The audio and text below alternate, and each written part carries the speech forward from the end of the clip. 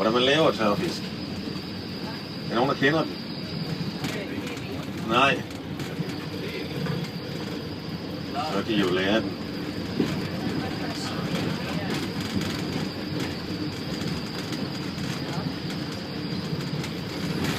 Skal jeg se, om jeg kan huske den. Vi prøver. Man fanger dem på sættet, og derfor er de bedst. De kommer på auktionen, og det er en folkefest. Og alle sammen skal jo have til sommerrunds forbrug.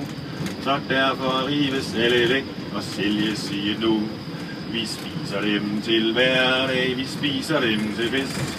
Vi spiser dem om sommeren, for der smager de os bedst. Vi spiser dem med velbehag og ikke under 10.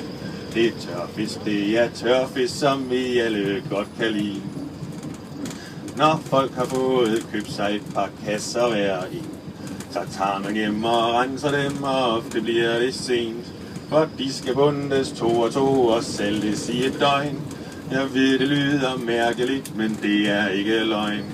Vi spiser dem til hverdag, vi spiser dem til fest.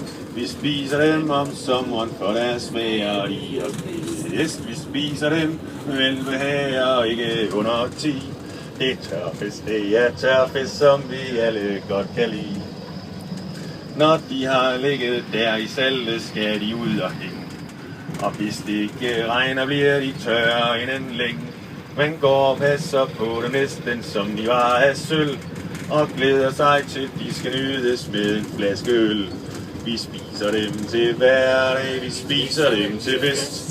Vi spiser dem om sommeren, for der smager de os bedst. Vi spiser dem med velbehag og ikke under 10.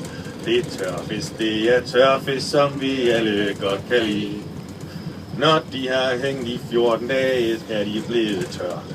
Så skal de bundes alle sammen på en fiskesnør. Så skal man passe på, hvor byens unger går på rov, og tager dem gerne alle sammen uden at spørge om lov. Vi spiser dem til hverdag, vi spiser dem til fest. Vi spiser dem om sommeren, for der smager de os bedst. Vi spiser dem med velbehag og ikke under 10. Det er tørfisk, det er tørfisk, som vi alle godt kan lide. Men ofte spørger os det, hvordan man nu skal nyde dem. Det vil vi gerne fortælle, og vi synger alle frem. Man starter med at spise, og man spiser mere og mere. Og selv det gør, at man vil have en pilsner eller flere. Vi spiser dem til hverdag, vi spiser dem til fest. Vi spiser dem om sommeren, for der smager de os bedst. Vi spiser dem med velbehag og ikke under 10. Det er tørfisk, det er tørfisk, som vi alle godt kan lide. Så ved I, hvordan man laver tørfisk.